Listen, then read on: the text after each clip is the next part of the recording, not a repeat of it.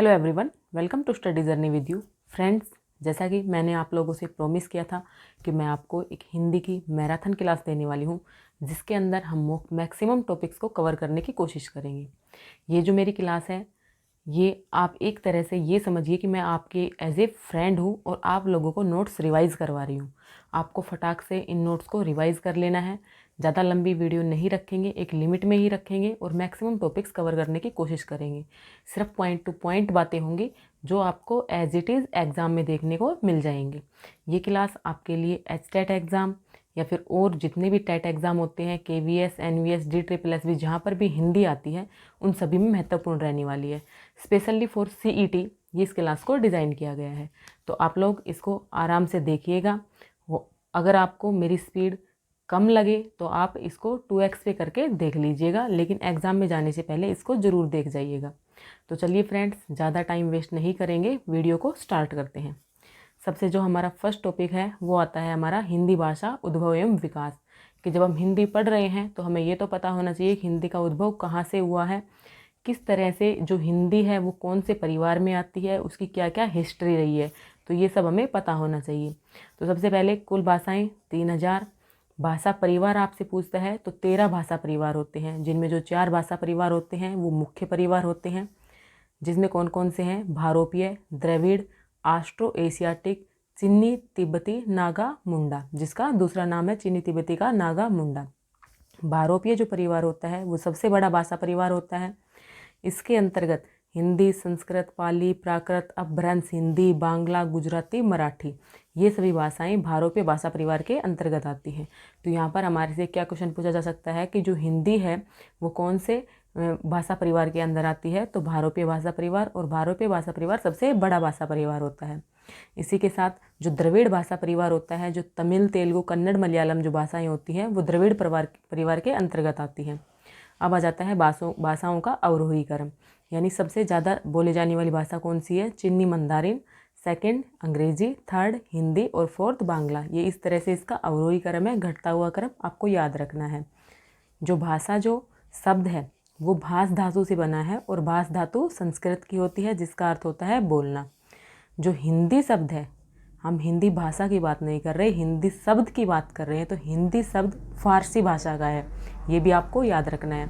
Video में आगे बढ़ने से पहले मैं आपको एक चीज़ क्लियर कर देती हूँ कि NTA ने जो CET के लिए अभी जो पैटर्न बताया है उसके अंतर्गत आपकी 15 मार्क्स की हिंदी बताई है। तो आप हिंदी को बिल्कुल ऊपर ऊपर से भी ना पढ़ें, उसको थोड़ा सा डीपली पढ़ने की भी कोशिश करें, क्योंकि 15 जो मार्क्स होते हैं वो बहुत ज़्यादा होते हैं फ्रेंड। अगर आप हिंदी आपकी स्ट्रोंग है, आप अच्छा कर जाओगे, तो आप कहीं ना कहीं रेस में आगे हो जाओगे।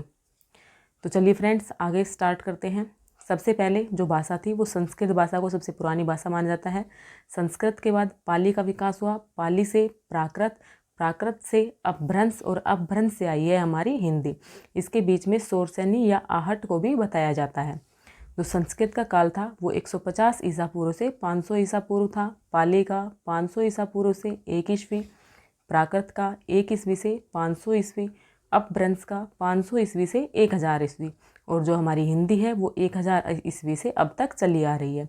तो आपसे ये पूछा जा सकता है कि संस्कृत से सबसे पहले प्राकृत बनी थी? नहीं, संस्कृत से पहले क्या बनी थी? पाली, पाली के बाद हमारी प्राकृत।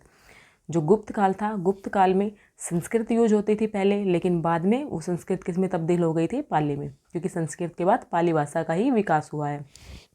तो आप लोगों को ये जो क्रम है संस्कृत, पाली, प्राकृत, अपभ्रंश, इसको याद रखना है। संस्कृत, पाली, प्राकृत, अपभ्रंश, शौरसेनी और हिंदी, इनके जो इनका काल है, जो इनका समय पीरियड है, उसको भी थोड़ा सा ध्यान रख लीजिएगा। आगे आ जाता है महात्मा बुद्ध का जो समय था, उस टाइम पे कौन सी भाषा यूज होती थी? पाली। और महावीर स्वामी के जन्म में या उनके टाइम पीरियड पे प्राकृत भाषा का यूज किया जाता था। भाषा के रूप लिखित, मौखिक, सांकेतिक आप लोग जानते हैं। जो मूल ध्वनि होती है वो भाषा की वर्ण होती है। वर्ण से क्या बनते हैं? हमारे शब्द बनते हैं, और शब्द से क्या बनते हैं? वाक्य बनते हैं। हिंदी की जो लिपि होती है वो देवनागरी होती है। हिंदी की जो लिपि है उसका विकास ब्राह्मी लिपि से हुआ है। फ्रेंड्स, यहाँ पर इस वीडियो में हम पॉइंट टू पॉइंट बात करेंगे, डिटेल में बिल्कुल भी चीज़ों के नहीं जाएंगे। जो देवनागरी जो होती है वो हिंदी की लिपि होती है, और उसका विकास ब्राह्मी लिपि से हुआ है। और मैं कोशिश करूँगी कि आप इस वीडियो को अगर 2 बार सुन लेंगे तो आपकी याद हो जाए, इस वीडियो को इस तरह से कंप्लीट किया जाए। जो हिंदी है, जो देवनागरी जो लिपि है, वो संस्कृत, पाली, मराठी, कोंकणी, नेपाली और भोजपुरी इन भाषाओं की भी लिपि हो सकती है। देवनागरी लिपि हमेशा बाएं से दाएं लिखी जाती है। पंजाबी की लिपि गुरुमुखी है। हिंदी भाषा दिवस आपका 14 सितंबर को मनाया जाता है। अब आ जाते हैं थोड़ा सा हिंदी का हम जो संवैधानिक जो रूप है वो देख लेते हैं। संविधान के भाग 17 में, कौन सा भाग 17, अनुच्छेद 343 से 351 में हिंदी के राजभाषा होने का उल्लेख किया गया है। तो यहाँ पर आपको क्या देखने को मिला, हिंदी हमारी क्या है, राजभाषा, ना कि राष्ट्रभाषा। आपको दिया जाता है कि हिंदी राष्ट्रभाषा है या राजभाषा, तो आपको हिंदी को हमेशा राजभाषा बताना है। 8वीं अनुसूची में 14 भाषाएं थी। वर्तमान में 12वीं अनुसूची के अकॉर्डिंग 22 भाषाएं हैं। 21वें संविधान संशोधन से 1967 में सिंधी को जोड़ा गया। 71वें संविधान संशोधन 1992 से नेपाली, कोंकणी, मणिपुरी को जोड़ा गया। 92वें संविधान संशोधन से 2003 में डोगरी, संथाली, मैथिली, बोडो, इसको हम याद रख सकते हैं DBMS, डोगरी, बोडो, मैथिली और संथाली। 92वें संविधान संशोधन से इन 4 भाषाओं को जोड़ा गया और अब हमारे पास टोटल 12 भाषाएं हैं। अब बात करते हैं हिंदी की उपभाषा व बोलियाँ। हिंदी की जो उपभाषाएं हैं, जो बोलियाँ हैं, जो उपभाषाओं का जो 5 क्रम में उनको डिवाइड किया गया है, जैसे कि पश्चिमी हिंदी, पूर्वी हिंदी, राजस्थानी हिंदी, पहाड़ी हिंदी, बिहारी हिंदी। पश्चिमी हिंदी के अंतर्गत हरियाणवी, बुंदेली, कन्नौजी, ब्रजभाषा, खड़ी बोली, अवधी, बघेली, छत्तीसगढ़ी। अवधी, बघेली, छत्तीसगढ़ी पूर्वी हिंदी में आती है। बाकी जो ऊपर की जो मैंने आपको भाषाएं बताई हैं वो पश्चिमी हिंदी में आती हैं। राजस्थानी हिंदी, मारवाड़ी, जयपुरी, मालवी, मेवाती। पहाड़ी हिंदी, गढ़वाली, कुमायूनी। बिहारी हिंदी, भोजपुरी, मैथिली, मगही। अब चलते हैं आगे। अब व्याकरण तो आप कभी से पढ़ते आ रहे हैं। व्याकरण वह शास्त्र होता है जिससे हम शुद्ध लिखना, उसका शुद्ध बोलना और शुद्ध उसका प्रयोग करना सीखते हैं। किसका? भाषा का शास्त्र होता है। उसके बाद सेकंड चैप्टर हमारा स्टार्ट हो जाता है वर्ण विचार। हिंदी भाषा की जो उत्पत्ति से रिलेटेड जो इम्पोर्टेंट फैक्ट्स थे वो मैंने आपको बताए हैं। अब हम वर्ण विचार पे चलते हैं। तो फ्रेंड्स, भाषा की वह छोटी से छोटी इकाई जिसके टुकड़े नहीं किए जा सके उसको क्या कहते हैं? वर्ण कहते हैं। और आप लोग देखोगे इन नोट्स में मैंने आप लोगों के लिए बहुत ही शॉर्ट वे में लिखा है चीज़ों को, ताकि आपको पॉइंट टू पॉइंट याद हो जाए, क्योंकि CET के एग्ज़ाम में तो अभी 3 दिन ही बचे हुए हैं। बाकी ये जो क्लास है ये HTET के एग्ज़ाम के लिए भी बहुत ही ज़्यादा इम्पोर्टेंट है। वीडियो में आगे बढ़ने से पहले आप लोगों से एक रिक्वेस्ट करना चाहती हूँ, अगर आपने अभी तक वीडियो को लाइक नहीं किया है तो लाइक कर दीजिए, चैनल को सब्सक्राइब नहीं किया है तो सब्सक्राइब कर लीजिए। और आगे भी आपको जिस भी सब्जेक्ट में हेल्प की ज़रूरत हो आप मुझे कमेंट कर सकते हैं। अब देखते हैं फ्रेंड्स, वर्ण की जो मैंने आपको छोटी से छोटी इकाई बताई है वो लिखित रूप से तो वर्ण होती है, लेकिन मौखिक रूप से ध्वनि होती है। अब आप लोग सोच रहे होंगे वर्ण और ध्वनि में क्या डिफरेंस होता है। तो देखिए, मैं आपका वर्ण और ध्वनि का जो डिफरेंस होता है वो क्लियर करती हूँ। जैसे कि हमारे पास एक शब्द है कमला, तो कमला में जब ध्वनि देखेंगे तो 3 है। कौन कौन से? कै, मैं, ला। और जो वर्ण देखेंगे इसके अंदर 6 वर्ण होते हैं। कैसे? कै को कैसे लिखते हैं? कै प्लस ए, मैं प्लस ए और ले प्लस आ। तो वर्ण कितने हो गए हमारे पास? 6 और ध्वनि कितनी हुई? 3। तो लिखित रूप से छोटी इकाई वर्ण होती है, मौखिक रूप से ध्वनि होती है। आगे चलते हैं। वर्णों का जो सार्थक समूह होता है उसको क्या कहते हैं? शब्द कहते हैं। वर्णों का सार्थक समूह शब्द होता है और शब्द से क्या बनते हैं? वाक्य बनते हैं। अगर हमसे पूछा जाए अर्थ के आधार पर भाषा की सबसे छोटी इकाई क्या होती है, क्वेश्चन को ध्यान से देखना। अर्थ के आधार पर भाषा की सबसे छोटी इकाई क्या होती है? शब्द होती है। अगर यहीं पर हमसे पूछा जाए भावार्थ के आधार पर भाषा की सबसे छोटी इकाई क्या होती है, तो वो वाक्य होगी। हम जिसके बारे में आगे पढ़ेंगे। अब देखिए फ्रेंड्स, वर्णमाला क्या होती है? जो आपके वर्ण होते हैं उनका एक निश्चित समूह होता है, उसको वर्णमाला कहा जाता है। हिंदी निदेशालय 1966 के अनुसार कुल वर्ण हमारे 52 होते हैं। देवनागरी लिपि के अकॉर्डिंग भी हमारे वर्ण कितने होते हैं? 52 होते हैं। आपसे पूछा जाए हिंदी वर्णमाला में वर्ण कितने होते हैं तो आपको 44 बताना है। अगर हिंदी वर्णमाला में कुल वर्ण पूछे जाए तो आपको 52 बताने हैं। अब देखिए फ्रेंड्स, स्वर और व्यंजन। 11 स्वर होते हैं, 33 व्यंजन होते हैं। द्विगुण या उच्छिप्त, उच्छिप्त किसको बोलते हैं? कितने होते हैं हमारे? 2। जो हमारा डे और ढे होता है वो हमारे उच्छिप्त व्यंजन होते हैं। अयोगवा, अयोगवा भी 2 होते हैं। जो आपके अंग और अह होते हैं वो आपके अयोगवा होते हैं। संयुक्त व्यंजन 4 होते हैं। क्ष, त्रय, ज्ञ और श्रय। ये संयुक्त व्यंजन होते हैं। छ के अंदर क प्लस स है, त्र के अंदर त प्लस र है, ग के अंदर ज प्लस य है, स्र के अंदर श प्लस र है। अब प्राकृतिक स्वर पूछे जाएं तो प्राकृतिक स्वर हमारे 3 होते हैं, ए, ई और उ। तत्सम स्वर किसको कहा जाता है? री को तत्सम स्वर कहा जाता है। अब देखना उच्चारण स्थान के आधार पर स्वर हैं, उनके हम देखते हैं कि कौन सा जो स्वर है वो उसका उच्चारण स्थान क्या होगा। सबसे पहले कंठ से ए, आ, ए और आ। तालु से ई, मूर्धा री, ओष्ठ उ, कंठ तालु ए, आई, कंठोष्ठ ओ, औ। तो ये देखे आपने, ये कंठ से बोले जाते हैं। उसके बाद उच्चारण समय के अनुसार जो स्वर होते हैं उनको 3 टाइप्स में डिवाइड किया जाता है, ऋस् स्वर, दीर्घ स्वर और प्लुत स्वर। ऋस् स्वर कौन से होते हैं? जिनको बोलने में सबसे कम समय लगता है। दीर्घ स्वर जिनको बोलने में 2 गुना समय लगता है, और प्लुत स्वर जिनको बोलने में 3 गुना समय लगता है। ऋषभ स्वर आपके कौन कौन से होंगे? ए, ई, उ और री, यानी जिनके अंदर कोई भी, यानी जो छोटा वाला स्वर होता है, एक तरह से बोलते हैं ए, और ए का बड़ा रूप क्या होगा? आ। ई का बड़ा रूप क्या होगा? बड़ी ई। उ का बड़ा रूप क्या होगा? बड़ा उ। तो इनको तो क्या बोला जाएगा?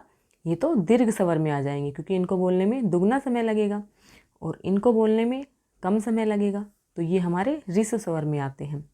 अब प्लुत स्वर में 3 गुना, जैसे कि ऊंट लिखा जाता है, तो ये जो ऊ है, ऊ, ये क्या होता है? प्लुत स्वर होता है। अब चलते हैं व्यंजन। व्यंजन पर्यटन के आधार पे व्यंजन को 8 टाइप्स में डिवाइड किया गया है।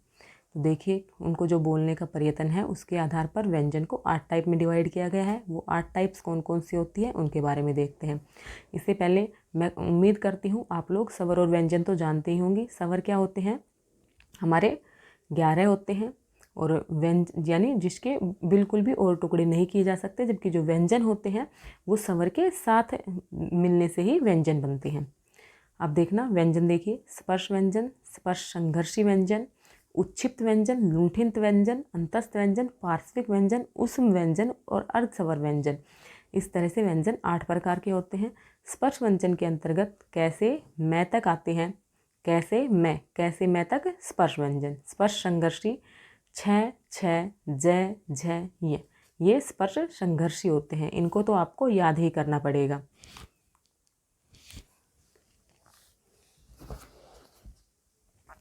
अब चलते हैं उच्छिप्त व्यंजन पर। उच्छिप्त व्यंजन आपके डै और ढै, पहले भी बताया है मैंने आपको, इनको ताड़न जात भी कहा जाता है। अब लुंठित या प्रकंपित रै को बोला जाता है। अंतस्थ य, रै, लै, वै। पार्श्विक व्यंजन लै। उष्म व्यंजन श, है। अर्धस्वर य और व। उच्चारण स्थान के आधार पर देखिए, अब ये तो हमने किसके आधार पर देखा? व्यंजन को। पर्यटन के आधार पर आपको इनको याद कर लेना है कि कौन सा उष्म व्यंजन है, कौन सा पार्श्विक व्यंजन है, कौन सा अंतस्थ व्यंजन है। अब उच्चारण स्थान के आधार पर देखते हैं। कंठ, तालु, मूर्धा, दंत, ओष्ठ। पहले तो इसको याद कर लीजिए, कंठ, तालु, मूर्धा, दंत, ओष्ठ, कंठ, तालु, मूर्धा, दंत, ओष्ठ। फिर याद कर लेना कचट, तप, क, च, ट, कचट, त, प, तप, यानी कैवरग, चैवरग, टैवरग, तैवरग और पैवरग। कंठ, तालु, मूर्धा, दंतोष्ठ। तो कंठ वाले में कैवरग, तालु वाले में चैवरग, मूर्धा में टैवरग, दंत, तैवरग, ओष्ठ, पैवरग। अब कैवरग के साथ है को लेना है, और स्वर मैंने आपको पहले भी बता दिए, ए, आ और ए। चैवरग में य, श और ई को भी साथ लेना है, वो तालु से बोले जाते हैं। मूर्धा से हमारा टैवरग है, उसके साथ साथ र, श और री। दंत में तैवरग, ल और स। ओष्ठ में पैवरग, उ और उ। दंतोष्ठ से व। नासिके से सभी वर्गों का पंचम वर्ण यानी 5वां, जैसे कि क्या होता है? क, ख, ग, घ, गा। और च, छ, ज, झ, ये जो लास्ट वाला पंचम वर्ण जो होता है वो नासिके से बोले जाते हैं। साथ में न और मैं को भी नासिके की कैटेगरी में रखा जाता है। कंठ तालु ए, आई, कंठ ओष्ठ ओ, औ, दंत ओष्ठ व। अब फ्रेंड्स आगे आता है श्वास की मात्रा के आधार पर व्यंजन। श्वास की मात्रा के आधार पर अल्प प्राण, महाप्राण 2 तरह के होते हैं। अल्प प्राण जिसमें अल्प यानी कम, जिसमें श्वास वायु कम खर्च हो, और जिसमें श्वास वायु ज़्यादा खर्च हो वो महाप्राण होता है। तो अल्प प्राण वायु कम खर्च होती है। कुल कितने होते हैं? 30 30 होते हैं।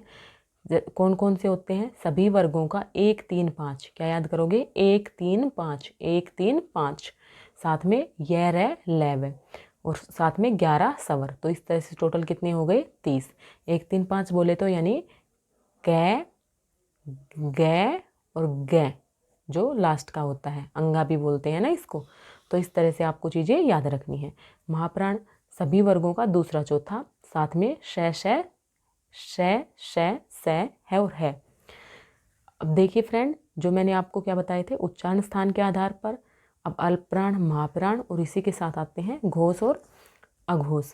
इनमें से क्वेश्चन जरूर बनता है एग्जाम में, आप इनको रट करके जाइएगा कि कौन से घोष सघोष आते हैं और कौन से जो व्यंजन होते हैं वो कंठ तालु मूर्धा उनका उच्चारण स्थान क्या होता है। घोष सघोष हमारे 20 होते हैं, अघोष 13 होते हैं। ये इनको कंपन के आधार पर देखा जाता है कि जिनमें ज़्यादा कंपन गूंज होती है उनको अघोष, सघोष, और जिनमें कम होती है उनको अघोष।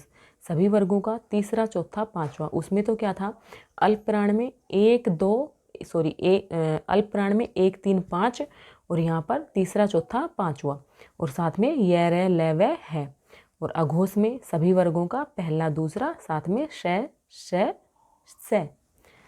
अब चलिए व्यंजन वाला जो आपका वर्ण वाला जो टॉपिक था वो कंप्लीट हो गया। तो इस तरह से हमने 2 टॉपिक्स को रिवाइज कर लिया है। अब थर्ड टॉपिक पर चलते हैं, शब्द विचार। आपको इन चीज़ों को अच्छे से याद कर लेना है, एग्जाम में ऐसे ही डायरेक्ट क्वेश्चन पूछे जाते हैं। शब्द विचार का जो स्टडी है, जो उसको मोर्फोलॉजी कहा जाता है।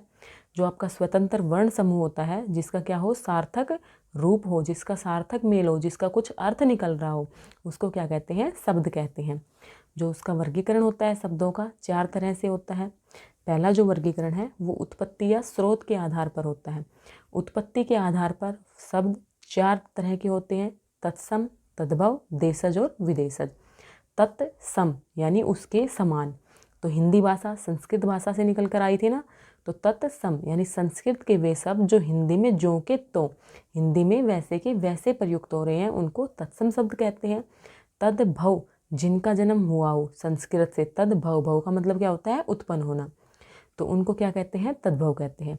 तत्सम के जैसे कि एग्जाम्पल देखो, पुष्प, अग्नि, हस्त, आम्र, कर्म, सूर्य, रवि।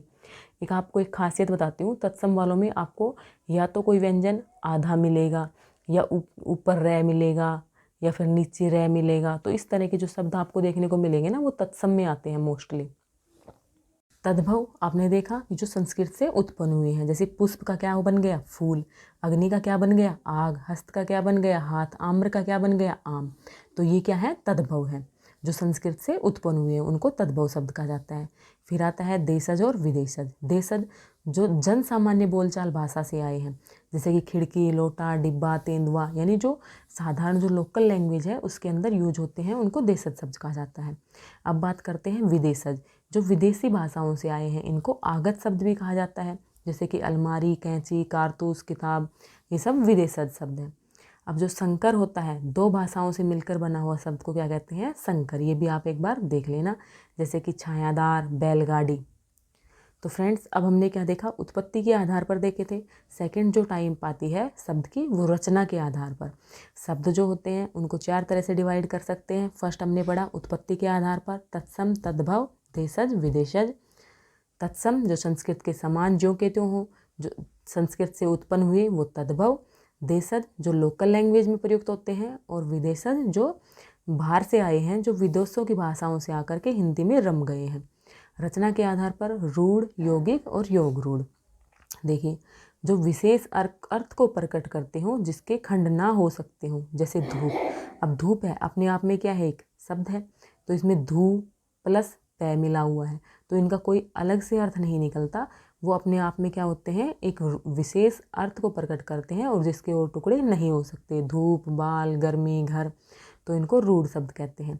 यौगिक शब्द जो शब्दों के योग से बने हुए हो, प्रत्येक खंड का अलग सार्थक अर्थ हो, जैसे कि छात्रावास, प्रतिदिन, विद्यालय। तो विद्या प्लस आलय, प्रति प्लस दिन, छात्र प्लस आवास। तो इस तरह से इनके टुकड़े हो सकते हैं, ये शब्दों के योग से बने हैं, तो उनको यौगिक शब्द कहा जाता है। अब बात करते हैं योग रूढ़ की। योग रूढ़ जो अन्य शब्दों के योग से तो बनते हैं, लेकिन जो उनका अर्थ होता है वो कुछ अलग ही होता है। जैसे कि आप आगे चलकर बहुव्रीहि समास पढ़ते हो ना, तो बहुव्रीहि समास योग रूढ़ से ही निकला हुआ है। जैसे लंबोदर, पीताम्बर, पंकज, दशानन। लंबोदर, लंबा उदर। लंबा उदर किसका होता है? गणेश जी का। तो गणेश जी के लिए प्रयुक्त हुआ है। बना किससे है? लंबा प्लस उदर से, लेकिन किसी विशेष अर्थ में प्रयुक्त हो रहा है, तो इनको योग रूढ़ शब्द कहा जाता है। तो आप लोगों को ये टाइप भी क्लियर हो गई होगी। अब मैं आगे चलती हूँ। अर्थ के आधार पर हमने पढ़ लिया, उत्पत्ति के आधार पर पढ़ लिया। सेकंड टाइप हमने रचना के आधार पर पढ़ ली। थर्ड टाइप आ जाती है अर्थ के आधार पर। अर्थ के आधार पर दो होते हैं, सार्थक और निरर्थक शब्द। सार्थक शब्द में ऐसे जैसे कि आप पर्यायवाची पढ़ते हो, विलोम शब्द पढ़ते हो, समरूपी भिन्नार्थक शब्द पढ़ते हो, अनेक शब्दों के लिए एक शब्द पढ़ते हो, ये सब हमारे सार्थक शब्द में आते हैं। निरर्थक शब्द में यानी जिनका कोई अर्थ नहीं हो, जैसे कि हम अपने बोल देते हैं ना कि रोटी वोटी खा ली, तो वोटी का कोई अर्थ नहीं होता। लोटा सोटा लाओ, तो सोटा का कोई अर्थ नहीं होता। तो इस तरह से ये क्या होते हैं? निरर्थक शब्द होते हैं। पानी, वानी। ठीक है। अब नेक्स्ट टाइप पे चलते हैं। जो हमारी फोर्थ टाइप आ जाती है हमारे पास, वो क्या आ जाती है? प्रयोग के आधार पर। प्रयोग के आधार पर शब्दों को दो भागों में बांटा गया है, विकारी शब्द और अविकारी शब्द। विकारी शब्द लिंग वचक कारक के अनुसार उनमें परिवर्तन होता है। लिंग वचन या कारक के अनुसार उनके अंदर परिवर्तन होता है, उनको विकारी, और जिनमें परिवर्तन नहीं होता उनको अविकारी शब्द कहते हैं। विकारी शब्द कौन कौन से होते हैं? संज्ञा, सर्वनाम, विशेषण, क्रिया, ये हमारे विकारी शब्द होते हैं। अविकारी क्रिया विशेषण, संबंध बोधक, समुच्चय बोधक, विस्मयादि बोधक, या फिर कभी कभी निपात को भी अविकारी शब्द में ले लिया जाता है। फ्रेंड्स, वीडियो में कंटिन्यू बने रहिएगा, आपके बहुत से टॉपिक यहाँ से कवर हो जाएंगे। अगर आप लोगों ने हिंदी एक बार भी नहीं पढ़ी है, अगर फिर भी आप इसको करके जाते हैं, तो मैं 7 से 8 नंबर की गारंटी लेती हूँ कि आपके आराम से सही हो जाएंगे। और अगर आपने इसको पहले पढ़ा है हिंदी को, तो आपका अच्छे से रिवीजन हो जाएगा, आपको रिवीजन की ज़रूरत नहीं पड़ेगी। अब हम चलते हैं फोर्थ टॉपिक पर। फोर्थ टॉपिक हमारा आता है लिंग। आपने देखा होगा, मैंने तो देखा है काफ़ी एग्जाम में पूछा जाता है, जैसे कि क्या दे दिया? बटेर।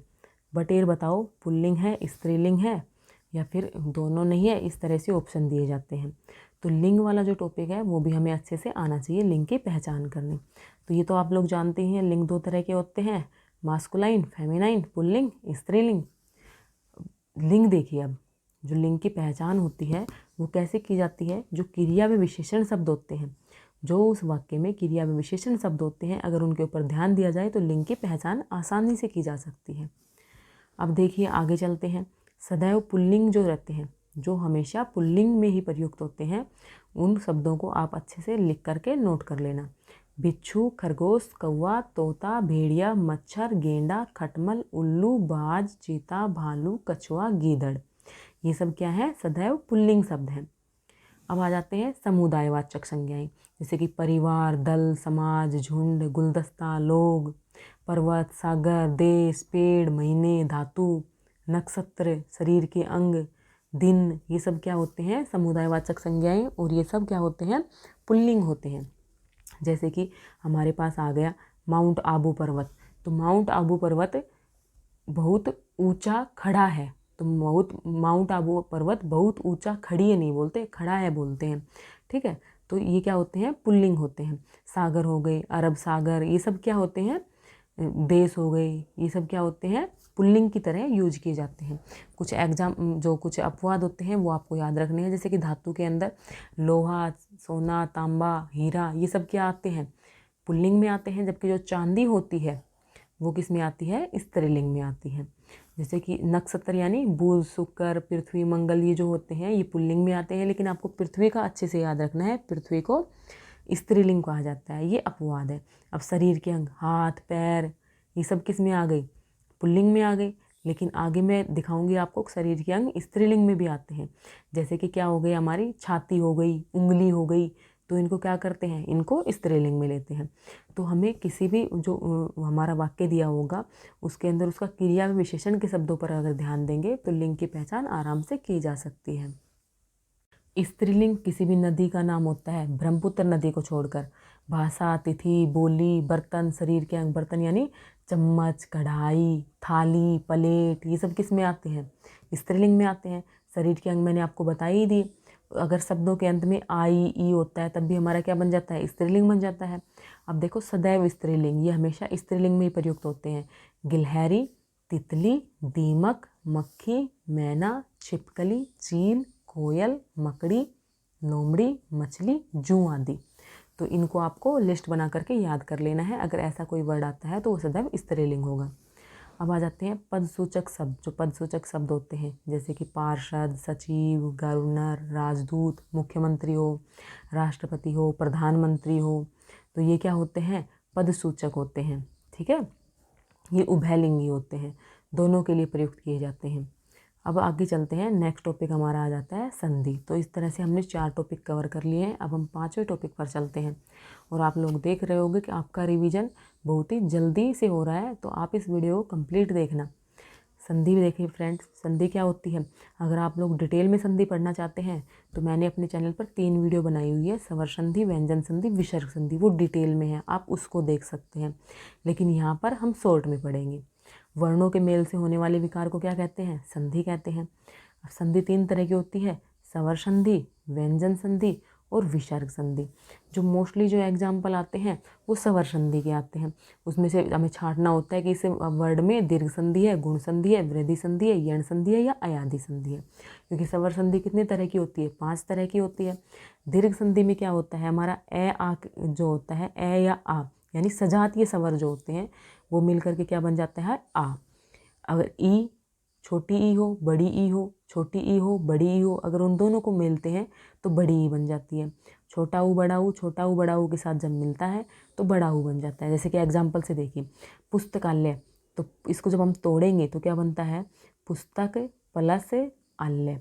तो यहाँ पर हमारा क्या आया? कै प्लस ए और यहाँ पर आ। तो किसका जो मिलाप है वो किसका हुआ है? ए और आ का। और ए और आ में कौन सी संधि होगी? हमारी दीर्घ संधि। तो इस तरह से हमें बताना होता है। अब चलिए गुण संधि। गुण संधि क्या कहती है कि यहाँ पर शुरू में क्या आ रहे थे? ए और आ। दीर्घ संधि में शुरू में क्या आ रहे थे? ए और आ रहे थे ना। तो यहाँ पर भी ए और आ के साथ क्या बन जाता है? छोटी ई या बड़ी ई मिल जाती है। तो छोटी ई या बड़ी ई मिलने से ए बन जाता है और छोटा ऊ बड़ा ऊ मिलने से ओ बन जाता है। जैसे कि नरेंद्र, नर प्लस इंदर। जब हमें दिया हुआ नरेंद्र, नरेंद्र में कौन सी संधि है? तो सबसे पहले हमें उसका संधि विच्छेद करना आना चाहिए।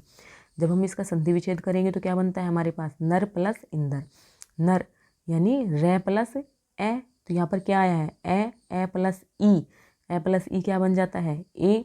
तो ये कौन सी संधि हो गई? हमारी गुण संधि।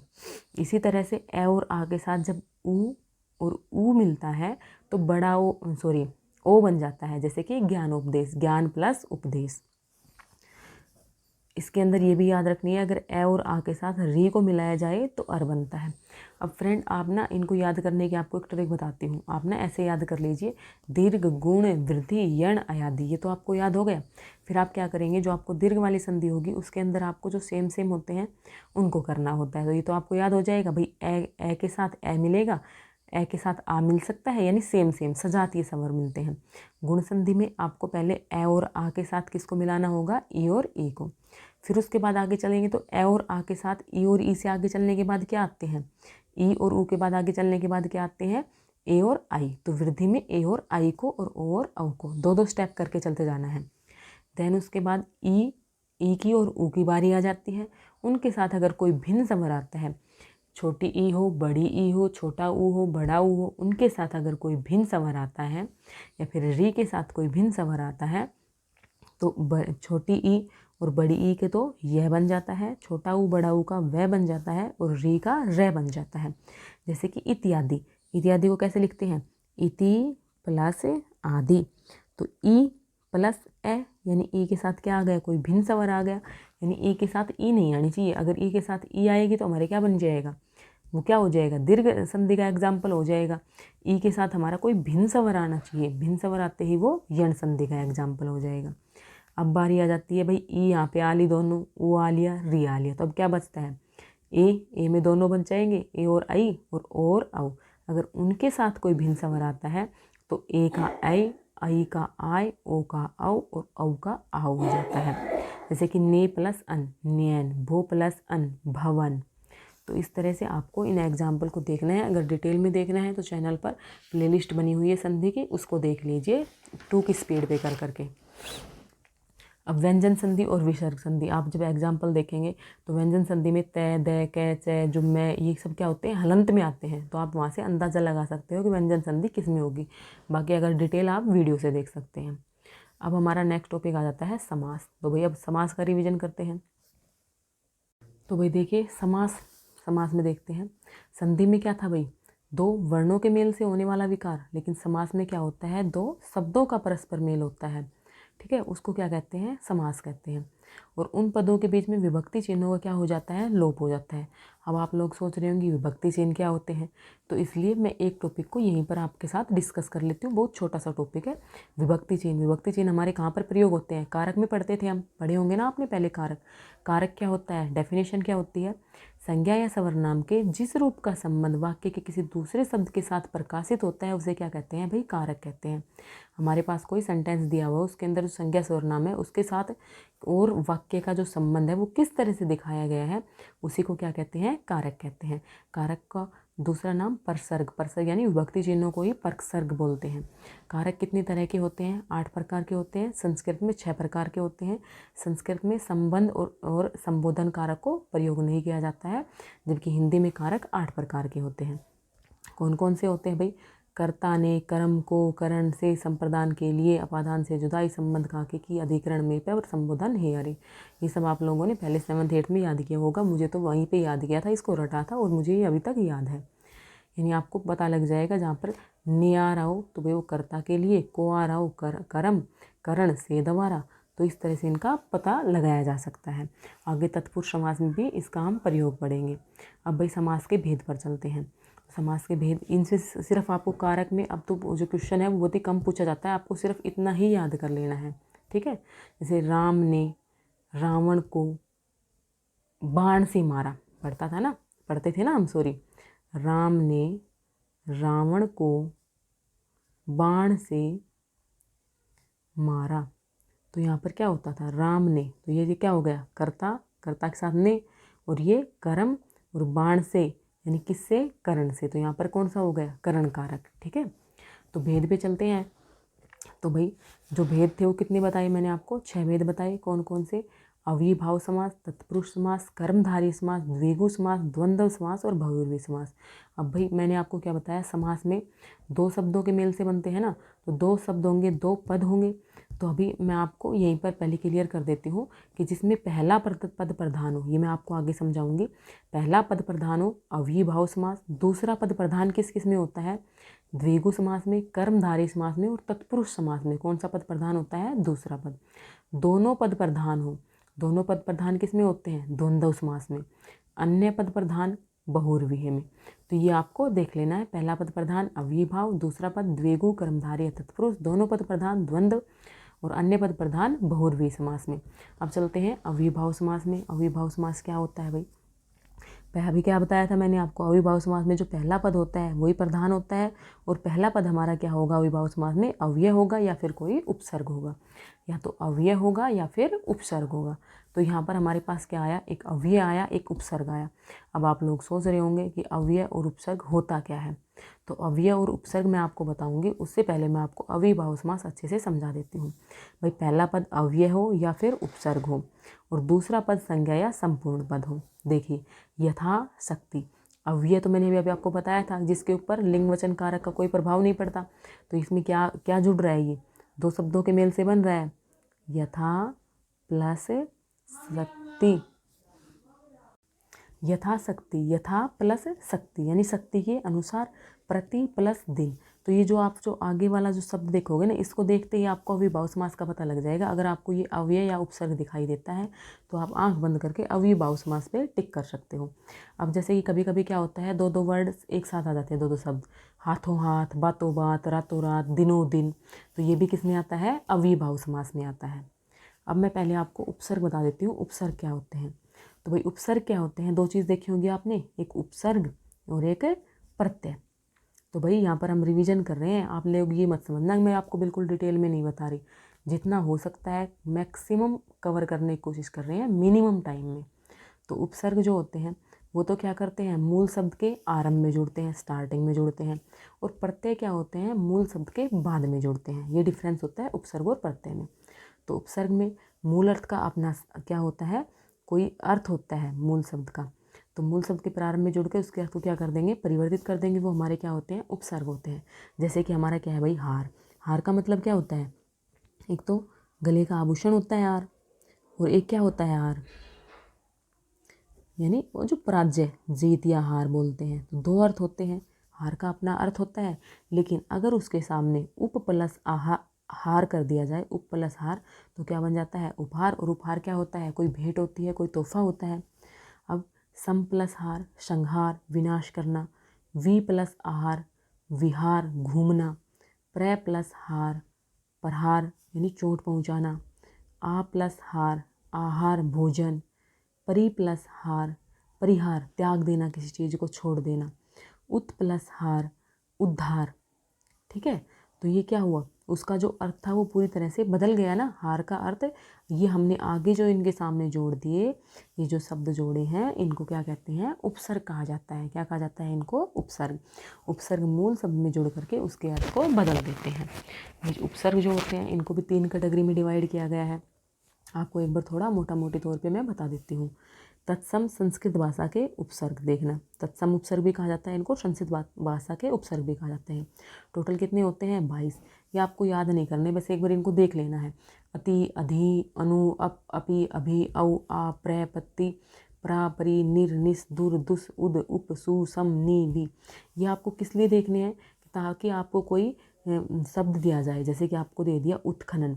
अब इसमें पूछेंगे कि इसमें जो उपसर्ग प्रयुक्त हुआ है या फिर प्रत्यय प्रयुक्त हुआ है, तो हम आराम से देख के क्या बताएंगे भाई, उद प्लस खनन, यानी इसके अंदर उद प्रत्यय का यूज हुआ है। उप प्लस हार, तो प्रत्यय नहीं, उपसर्ग, उपसर्ग का प्रयुक्त हुआ है। सुखद, सु उपसर्ग। सुलभ, सु क्या है यहाँ पर, उपसर्ग। वी क्या है, उपसर्ग। निधन, निर्धन, तो नि क्या है यहाँ पर, उपसर्ग। अब क्या है, उपसर्ग। अधि, उपसर्ग। प्र, उपसर्ग। तो इस तरह से आपको देख के बताना होता है। आगे सेकंड जो कैटेगरी होती है, तद्भव हिंदी भाषा के उपसर्ग, वो हमारे 15 होते हैं। ए, अध, अन, उ, औ, उन, नि, पर, बिन, भर, सम, दू, ती, चौ, पच। ये सब क्या होते हैं, हिंदी भाषा के उपसर्ग होते हैं। जैसे कि असत्य, इसके अंदर उपसर्ग क्या आया, ए। अधमरा, ए, अध। अनचाहा, अन। उखाड़ना, उ। अवतार, तो ये जो आगे लगा हुआ है ये सब क्या है, उपसर्ग है। क्या है, ये सब उपसर्ग है। पर प्लस हित, बिन प्लस ब्याया, भर प्लस पेट, समबाहु, दूनाली, दुगुना, तिगुना, चौमासा, पचरंगा, पचपन, ये सब क्या है, हिंदी भाषा के उपसर्ग हैं। अब थर्ड कैटेगरी आती है विदेशी भाषा के उपसर्ग, जो उर्दू और फारसी से आए हैं, जैसे कि बै, बा, बे, बिला, बद, खुश, ये सब क्या है, विदेशी भाषा के उपसर्ग हैं। जैसे कि दर बदर, तो इसमें क्या है, दर लगा हुआ है। ला प्रवाह, ला लगा हुआ है। बे प्रवाह, बे। बदबू, तो भाई क्या था, बद लग गया, बू था, बू में बद उपसर्ग लग गया तो बदबू बन गई, और खुश उपसर्ग लग गया तो खुशबू बन गई। तो इसी तरह से चीज़ों को देखना होता है। कुछ अंग्रेजी भाषा के उपसर्ग होते हैं, जैसे कि half, head, chief, vice, general, deputy. Half mind, head master, chief minister, vice president, general, और डिप्टी, मैनेजर। तो इस तरह से आप लोगों इनको देख लेंगे। अब बात करते हैं अव्यय या अविकारी शब्द। तो अव्यय या अविकारी शब्द क्या होते हैं, लिंग वचन आदि का जिसके ऊपर कोई प्रभाव नहीं पड़ता, लिंग वचन कारक काल आदि का जिसके ऊपर कोई प्रभाव नहीं पड़ता, उनको अविकारी शब्द कहते हैं। अविकारी शब्द मैंने आपको पहले भी बताया था, कितने थे, 4 थे। कौन कौन से थे, कालवाचक, क्रिया विशेषण, सॉरी ये तो उसकी क्रिया विशेषण की टाइप है। 4 थे, कौन कौन से थे, फर्स्ट क्रिया विशेषण, सेकंड संबंध बोधक अव्यय, थर्ड विस्मयादि बोधक अव्यय, फोर्थ समुच्चय बोधक अव्यय, और कभी कभी निपात को भी अव्यय में ही रखा जाता है। तो चलिए पहले क्रिया विशेषण को पढ़ते हैं। तो क्रिया विशेषण आपको पता ही होगा, जो क्रिया की विशेषता बताता है, क्रिया से पहले लगता है। जैसे कि घोड़ा तेज दौड़ता है, तो भाई घोड़ा तेज दौड़ता है, दौड़ना क्या हो गई, क्रिया, और तेज क्या हो गया, क्रिया विशेषण। तो क्रिया विशेषण 4 तरह के होते हैं, इनको एक बार अच्छे से देख लेना। कालवाचक क्रिया विशेषण, स्थानवाचक क्रिया विशेषण, परिमाणवाचक क्रिया विशेषण, रीतिवाचक क्रिया विशेषण। तो चलिए फ्रेंड्स आगे देखते हैं कालवाचक क्रिया विशेषण, स्थानवाचक क्रिया विशेषण, परिमाणवाचक और रीतिवाचक। अब मैं आपको इनकी थोड़ी सी ट्रिक से बताने की कोशिश करती हूँ, डिटेल में नहीं पढ़ेंगे, पहले ही बता दिया है आपको। कालवाचक क्रिया विशेषण यानी काल समय, जहाँ पर किसका जिक्र हो रहा है भाई, समय का, जिसमें क्रिया के माध्यम से समय की विशेषता बताई जा रही हो। जैसे कि मैं आपको एग्जाम्पल से बताती हूँ, जहाँ से हमारे पास क्वेश्चन क्या निकल रहा हो, समय का निकल रहा हो। जैसे कि कविता शाम को पढ़ती है, कविता शाम को पढ़ती है। भाई कविता क्रिया क्या करती है, पढ़ती है, लेकिन कब करती है, शाम को। तो भाई पहले तो हमने ये क्या बता दी, ये क्रिया की विशेषता हो गई। तो क्रिया की विशेषता हो गई तो ये क्या हो गया, क्रिया विशेषण हो गया। लेकिन क्रिया विशेषण है कैसा ये, तो भाई जहाँ पर आपको कब का आंसर मिले, किसका आंसर मिले, कब का। इस क्वेश्चन में बदल के देखो, कविता कब पढ़ती है, तो उसका आंसर मिल रहा है ना भाई शाम को। तो जहाँ पर आपको कब वाली सेंस का पता लग जाए तो वो कालवाचक क्रिया विशेषण होता है। स्थानवाचक, जहाँ से स्थान का पता लग जाए। जैसे कि छोटा बच्चा ऊपर खेल रहा है, छोटा बच्चा कहाँ खेल रहा है भाई, ऊपर। तो यहाँ पर हम देखेंगे कहाँ, छोटा बच्चा कहाँ खेल रहा है, जिस क्रिया विशेषण से कहाँ का पता लग रहा है तो वो हमारा स्थानवाचक क्रिया विशेषण होता है। उसी के साथ आता है परिमाणवाचक। परिमाण यानी मात्रा का पता लग रहा है, कितना, कितना पता लग रहा है।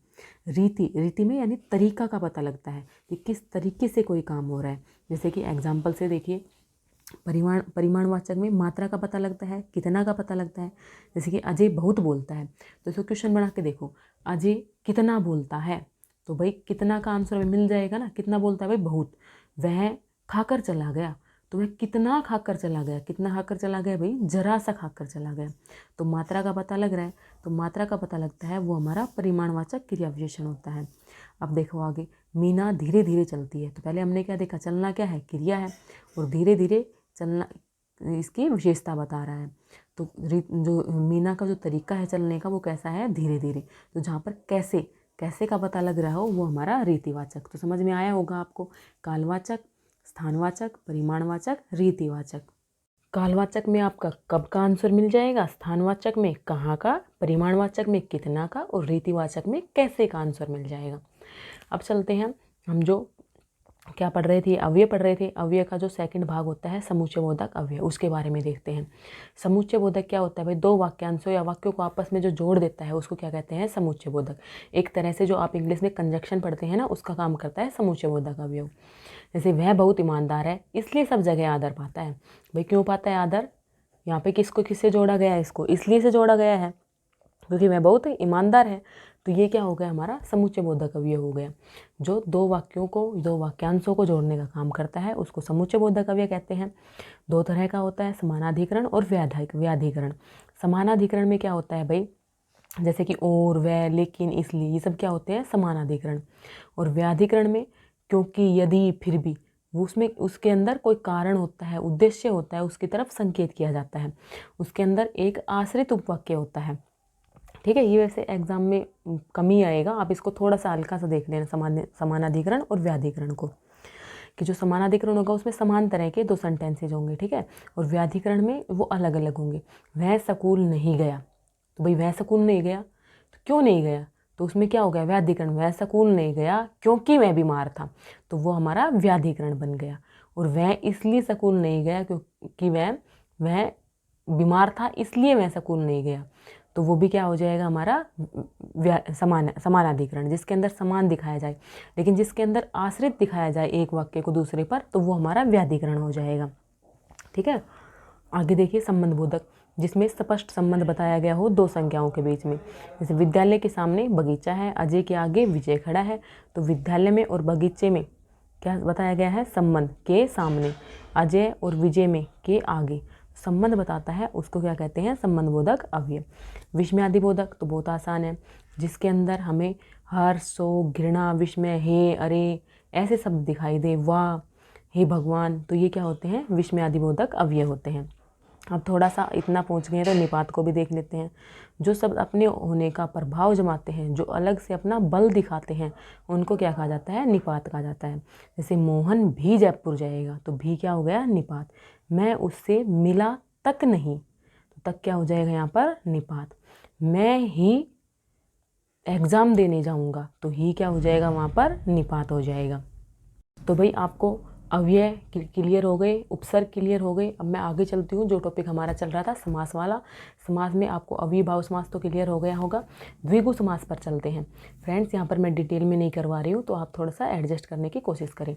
द्विगु समास में मैंने आपको पहले बताया था दूसरा पद प्रधान होता है। उसके अंदर आपको क्या देखना है कि आपको जो पहला जो उसके अंदर जो पद दिखाई देगा वो कैसा दिखाई देगा, संख्यावाची। तो वो कौन सा टिक हो जाएगा आपका, द्विगु समास। ठीक है, तो प्रथम पद क्या होगा, संख्यावाची, और संपूर्ण पद मिलकर एक समूह का बोध करवाता है। जैसे कि त्रिफला, 3 फलों का मिश्रण, एक अंकी, 1 अंक का नाटक। तो यहाँ पर आपको क्या दिखाई दे रहा है, पहला अक्षर त्रि, एक, यानी कोई संख्या दिखाई दे रही है, तो वो आपका द्विगु समास। उसके बाद तत्पुरुष समास पर चलते हैं। समास विग्रह करते समय कर्म कारक से अधिकरण कारक तक के विभक्ति चिन्हों का प्रयोग किया जाता है। तो भाई किसका प्रयोग होता है, जिसके अंदर विभक्ति चिन्हों का प्रयोग होता है। विग्रह करेंगे तब, लेकिन जब उनका समास बना हुआ होगा तो जो उनका जो विभक्ति चिन्ह है वो लोप हो जाता है। जैसे कि रेलगाड़ी, रेल से चलने वाली गाड़ी। बैलगाड़ी, बैल से चलने वाली गाड़ी। कन्यादान, कन्या के लिए दिया गया दान। वायुयान, वायु में उड़ने वाला यान। तो यहाँ पर हम क्या देख रहे हैं, छात्रावास, छात्रों के लिए आवास। तो के लिए, छात्रों के लिए, तो यानी के लिए क्या था, संप्रदान कारक था, और कारक जिसमें आपको दिखाई दे जाए उसको आप तत्पुरुष समास टिक कर देना। ठीक है, जैसे कि जीव दया, जीवों पर दया। इसको तोड़ेंगे तो क्या बनेगा भाई, जीवों पर दया। क्या आया यहाँ पर आया। पर किस में था, अधिकरण में पर। तो यानी अधिकरण कारक, यानी किसका हो गया, ये तत्पुरुष समास का एग्जाम्पल हो गया। आपसे यही पूछेगा, एग्जाम्पल दिए होंगे और आपको समास निकालना होगा कि इसके अंदर कौन सा समास है। जल मगन, जल में मगन, यानी संबंध कारक आ रहा है यहाँ पे, हो जाएगा आपका। मंत्री परिषद, मंत्रियों की परिषद। तो कर्ता ने कर्म को, तो इस तरह से आप बना लोगे ना इनको। ठीक है, उसके बाद कर्मधारय समास। इस समास में विशेषण और विशेष्य का अर्थ उपमान और उपमेय के अर्थ का बोध होता है। देखो, इससे आपको नहीं समझ में आया होगा, मंद बुद्धि, मंद है जिसकी बुद्धि। इसमें क्या बताया गया है, बुद्धि की भी क्या बता दी भाई, ये मंद बता दी है। मुख, जिसका मुख कैसा है, चंद्रमा के समान है। ठीक है, गाय कैसी है, नीली है। यानी उसके अंदर विशेषण और विशेष्य का अर्थ होता है, या फिर उपमान और उपमेय का संबंध होता है, तो वो हमारा कर्मधारय समास होता है। अगर विशेषण की पुनरावृत्ति हो या संज्ञा की पुनरावृत्ति हो तो वो भी हमारा कर्मधारय होता है। जैसे कि लाल लाल, हरा कच, नीला फक, पीला जर्द, तो ये क्या होते हैं, कर्मधारय समास होते हैं। और जिसमें दोनों पद प्रधान होते हैं वो हमारा द्वंद्व समास होता है। जैसे कि सुख दुख, तो भाई सुख भी होता है, दुख भी होता है। 55, 5 और 50, राधे श्याम, राधा और श्याम। सत्य असत्य, सत्य या असत्य। जल वायु, जल और वायु। ज्ञान विज्ञान, ज्ञान और विज्ञान। तो दोनों पद क्या होते हैं, प्रधान होते हैं, दोनों का अपना अलग रोल होता है, तो वो हमारा द्वंद्व समास होता है। ठीक है, नेक्स्ट हमारा आता है बहुव्रीहि समास। तो भाई अब बच जाता है हमारा बहुव्रीहि समास। बहुव्रीहि समास में क्या होता है, किसी में पहला पद प्रधान था, किसी में दूसरा, लेकिन इसमें किसी और की बात हो रही होती है, कोई अन्य ही पद प्रधान होता है। आपको देखने से ही पता चल जाएगा। पीताम्बर, पीले हैं वस्त्र जिसके, यानी किसकी बात की गई है, पीले वस्त्र किसके होते हैं भाई, कृष्ण जी के होते हैं, विष्णु जी के होते हैं। दीर्घ बाहु, दीर्घ है बाहु जिसकी, अर्थात विष्णु जी। गुड़ाकेश, गुड़ाका प्लस ईस, यानी नींद का है ईश्वर जो, यानी कौन, शिव भगवान। तो इस तरह से आप लोग देखोगे कि समास आपको इजीली हो जाएंगे। देखो भाई, अव्ययीभाव समास, उसके अंदर आप क्या ढूंढ लेना, शुरू में अव्यय या उपसर्ग, तो अव्ययीभाव समास। उसके बाद बात करते हैं द्विगु समास की। द्विगु समास में आप देख लेना कोई आगे क्या आ रही हो, संख्या आ रही हो, तो वो आपका द्विगु समास। थर्ड बात करते हैं तत्पुरुष समास की। तत्पुरुष समास को जब आप समास विग्रह करोगे तो आपको उसके अंदर क्या मिलेगा, कोई कारक मिल रहा हो, तो वो आपका तत्पुरुष समास। फोर्थ बात करते हैं कर्मधारय समास की, जिसके अंदर क्या हो, आपको कोई विशेषण और विशेष्य दिखाई दे रहा हो, यानी किसी की विशेषता बताई जा रही हो और क्या विशेषता बताई जा रही हो, ऐसा आपको कुछ तरह का लगे, तो वो आ जाएगा आपका कर्मधारय समास। नेक्स्ट आपका द्वंद्व समास। द्वंद्व समास में जब आप जोड़ोगे तो आपको जो दोनों पद होंगे वो दोनों प्रधान होंगे, और उनके बीच में आपको डैश भी मिल सकता है, जैसे कि दिन रात, दिन और रात, इस तरह से, तो वो आपका क्या हो जाएगा, द्वंद्व समास। बहुव्रीहि समास में आपका कोई अन्य ही पद प्रधान होता है, वो बहुव्रीहि समास। अब हम इस तरह से 9 टॉपिक कंप्लीट कर चुके हैं। 10th टॉपिक देखते हैं, वाक्य। वाक्य क्या होता है भाई, भाई देख, वर्ण क्या था, ध्वनि की छोटी इकाई थी, वर्णों के मेल से क्या बने थे, शब्द बने थे, और शब्दों के मेल से क्या बनता है, वाक्य बनता है। जो भावार्थ की जो सबसे छोटी इकाई होती है वो वाक्य होती है, यानी जिसका कोई अर्थ निकलता है। अब देखिए, वाक्य जो होते हैं, वाक्य को रचना के आधार पर 3 टाइप्स में बांटा जाता है, लेकिन उससे पहले मैं आपको वाक्य के अंग बता देती हूँ। वाक्य के अंग कितने होते हैं, 2, उद्देश्य और विधेय। उद्देश्य क्या होता है भाई, जो कर्ता या फिर कर्ता का जो विस्तारक होता है उसको उद्देश्य कहते हैं, और बाकी जो और बच गया उसको विधेय कहते हैं। जैसे कि अमन पुस्तक पढ़ता है, तो यहाँ पर अमन क्या है भाई, कर्ता, तो ये तो क्या हो गया, उद्देश्य, और पुस्तक पढ़ता है ये क्या हो गया, विधेय हो गया। ठीक है। अब देखिए, जो वाक्य के क्या होते हैं भाई, भेद होते हैं। सरल वाक्य जिसको एक प्रवाह में आसानी से बोल जाएं वो तो क्या होते हैं, सरल वाक्य। ठीक है। जैसे कि अमन पुस्तक पढ़ता है, राधा गीत गाती है, वह खाना खाता है, ये सब क्या हो गए, सरल वाक्य। संयुक्त वाक्य में क्या होते हैं कि 2 क्या होते हैं हमारे पास, स्वतंत्र उपवाक्य होते हैं, और वो किसी एक योजक से जुड़े हुए होते हैं, उनके बीच में एक संयोजक जुड़ा हुआ होता है, एक कनेक्टर जुड़ा हुआ होता है, तो वो हमारा संयुक्त वाक्य होता है। जैसे कि एग्जाम्पल, हवा का तीव्र झोंका आया और उड़ा ले गया। तो भाई हवा का तीव्र झोंका आया और उड़ा ले गया, तो और क्या है इसके अंदर, संयोजक है, तो ये हमारा संयुक्त वाक्य है। लेकिन आप लोग कंफ्यूज होते हैं संयुक्त में और मिश्र में। मिश्र में क्या होता है, मिश्र में भी 2 उपवाक्य होते हैं, लेकिन इसके अंदर एक प्रधान उपवाक्य होता है और एक आश्रित उपवाक्य होता है। एक वाक्य दूसरे वाक्य पर आश्रित होता है। जैसे कि इसमें क्या था, हवा का तीव्र झोंका आया और उड़ा ले गया। इसमें क्या था, हवा का तीव्र झोंका ऐसा आया, तो अब हमें क्या लग रहा है भाई, आगे कुछ और आना चाहिए है ना, आश्रित है ना, तो हवा का तीव्र झोंका ऐसा आया कि सब उड़ा ले गया, तो ये किस में चला जाएगा, मिश्र वाक्य में। संयुक्त वाक्य, 2 आपस में जो सेंटेंसेस होते हैं वो जुड़े हुए होते हैं तो वो संयुक्त, लेकिन अगर वो एक दूसरे के ऊपर डिपेंडेंट होते हैं तो मिश्र, अगर वो इंडिपेंडेंट होते हैं आपस में तो वो हमारा संयुक्त वाक्य होता है। अर्थ के आधार पर वाक्य के भेद आपने देखे होंगे, 8 होते हैं। विधानार्थक, निषेधवाचक, प्रश्नवाचक, इच्छार्थक, आज्ञार्थक, संकेतवाचक, संदेहार्थक, विस्मयबोधक। इन सब से आप लोग भली भांति आप लोग जानते होंगे। विधानवाचक जो बिल्कुल हमारा सिंपल होता है, राधा गाना गाती है, ठीक है। निषेधवाचक जिसके अंदर नकारात्मक सेंस हो, प्रश्नवाचक जिसके अंदर प्रश्न पूछा जाए, इच्छार्थक जिसमें कोई इच्छा जताई जाए, आज्ञा जिसके अंदर कोई ऑर्डर दिया जाए, ठीक है, दरवाज़ा बंद कर दो, ठीक है। संकेतवाचक जिसमें कोई संकेत दिखाया जा रहा हो, यह पुस्तक मेरी है। संदेह जहाँ पर संदेह हो, ठीक है। शक हो जहाँ पर, विस्मयबोधक, हे अरे, ये सब विस्मयबोधक। तो इससे क्वेश्चन बहुत ही कम बनता है। तो फ्रेंड्स, इस तरह से आप लोगों ने देखा कि हमने जो 10 टॉपिक हैं वो कवर कर लिए हैं। 10 टॉपिक्स का हमारा रिवीजन हो गया है। अगर आप लोगों ने अभी तक हिंदी में कुछ नहीं पढ़ा है, अगर फिर भी आप इसको पढ़ लेते हो तो मैं मानती हूँ कि आपके 7-8 क्वेश्चन आराम से सही हो जाएंगे। अब हिंदी में हमारे कुछ टॉपिक और बच गए हैं, जैसे कि संज्ञा, सर्वनाम, विशेषण, क्रिया, और भी छोटे मोटे टॉपिक्स होते हैं जो हमारे बच गए हैं, प्रत्यय। तो अगर आप लोग चाहते हैं कि वो भी आपको करवाने हैं तो आप लोग कमेंट कर सकते हैं। अदरवाइज़ मैंने अपनी तरफ से आप लोगों को बेस्ट देने की कोशिश की है। अब बेस्ट आप लोगों को देना है कि आप लोगों को इस वीडियो को ज़्यादा से ज़्यादा शेयर करना है, अपना ज़्यादा से ज़्यादा प्यार दिखाना है। अगर चैनल पर फर्स्ट टाइम विजिट किया है तो चैनल को सब्सक्राइब करना है। और यकीन मानिए फ्रेंड्स, आप अगर इन नोट्स को अच्छे से कर जाएंगे तो आपके 7 से 8 नंबर आराम से आ जाएंगे। तो चलिए फ्रेंड्स, इस वीडियो को मैं यहीं पे एंड करती हूँ, और आप लोग अपना जो रिएक्शन है वो कमेंट बॉक्स में ज़रूर दीजिएगा। बाकी आप सभी को CET एग्ज़ाम के लिए बहुत सारी शुभकामनाएं। आप सभी का जो CET का एग्ज़ाम है वो बहुत ही अच्छा हो, क्योंकि एग्ज़ाम बहुत ही लंबे टाइम के बाद होने जा रहा है। आप लोगों ने बहुत वेट किया है और बहुत मेहनत भी की है।